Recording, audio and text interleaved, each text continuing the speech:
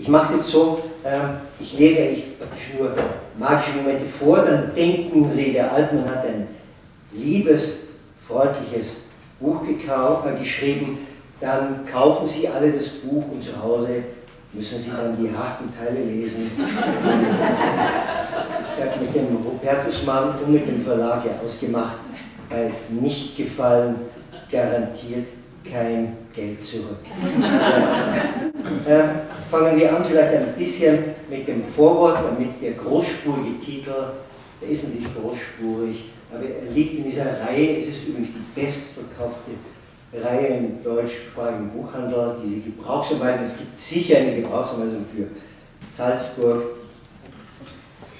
und ich lese das Vorwort vor, damit Sie ungefähr wissen, was ich darunter verstehe. Kürzlich las ich einen Artikel über Martin M. Der 19-Jährige war bislang nur als Faultier aufgefallen. Immerhin hat er sich inzwischen die verbale Munition nachgelegt, um sein träges Dasein zu rechtfertigen. Die Scheißmärkte, die Scheißgesellschaft, alles Scheiße. Sogar von der Hauptschule war er davongelaufen.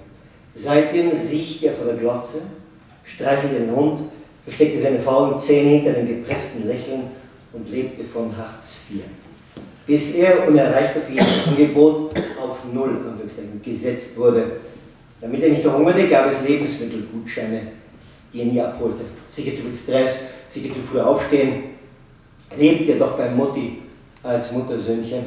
Er war der No Future, No Bock, No Nothing Man. Er brauche, sagt er, jeden Tag eine Adrenalinspritze, aber die könne der Staat ihm nicht bieten. Viva. Armer MM. Er hat wohl nie von der Welt gehört, noch nie und nimmer vom Reisen in die Welt. Existiert doch kaum etwas anderes im Universum, das mehr Kicks verschafft als Abhauen und Abheben. Adrenalinbomben würden auf ihm niedergehen, ein Herzflimmer nach dem anderen ihm jagen. Besteht beim Starren auf einem Plasmaschirm die tägliche Gefahr, dass die Hirnrinde schmilzt, so wird ein Reisender jeden Tag reicher, weltreicher, geistreicher, geheimnisreicher.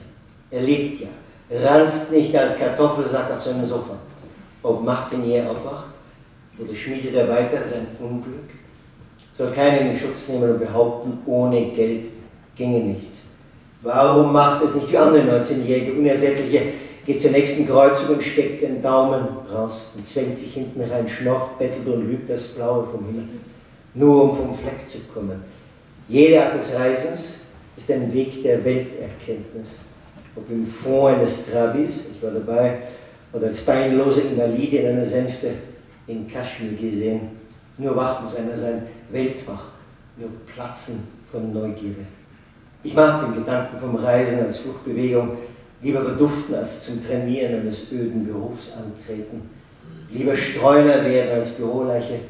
Es ist mir Martin M. auf kuriose Weise sympathisch, weil er sich weigert, als Massenartikel zu enden. Ich schelte ihn nur, um ihn von der Couch zu jagen, hinaus ins Leben.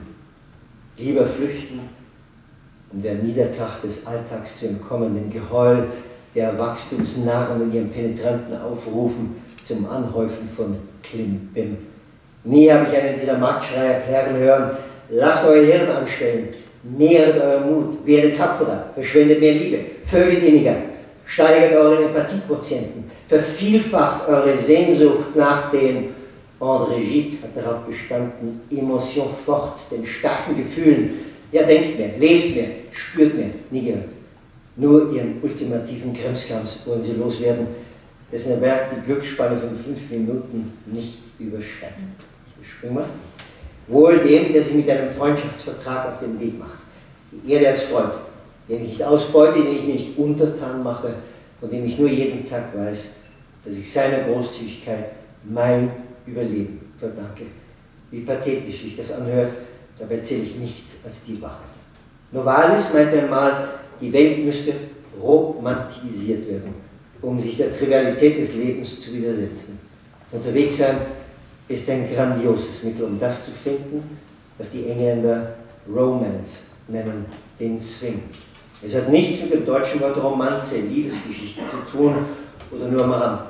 Romance ist ein anderes Wort für ergriffen sein, für Lebenslust. So sollte man diese Gebrauchsanweisung eher als einen Tanzkurs verstehen. Da lernt man sich drehen und wiegen, Schritt für Schritt. Irgendwann hat man den Takt intus, traut dem Körper und seiner Weisheit und pfeift auf die Regeln und verfällt der Musik. Es tanzt. So soll der Leser am Schluss auf das Buch pfeifen, weil das Gift der Verführung schon wirkt. Und er, der eigene Faust, nach eigenem Gutdünken hinaus in die Welt rennt. Die Grundregeln hat er verstanden. Jetzt muss er seiner Intuition vertrauen, seinem Verstand, sich. Deshalb klingt das Wort Gebrauchsanweisung eher irritiert. Die Welt gebrauchen, dazu will ich niemanden anstiften. Leitfaden zum Bestaunen der Welt, das würde passen. Oder kleines Handbuch zur Enträtselung eines Weltwunders. Auch das leuchtet ein, selbst wenn der Satz an die Nuance großspurig klingt. Und so viele Rätsel hat die Welt, und nur für eine Handvoll der 1001 mal 1001 soll hier die Rede sein. Ohne je auf die Idee zu kommen, auf nur ein einziges, eine erschöpfende Antwort zu wissen. Was für fade Rätselhaftigkeiten wären das, wenn sie gelöst werden könnten. Friedrich Hölderlin schrieb einmal: Schönes Leben, du lebst. Wie ein Brandzeichen sollte man sich diese Verwörter ins Herz stanzen, als Erkennungszeichen für all jene, die sich mit der Gabe der Verwunderung auf den Weg machen.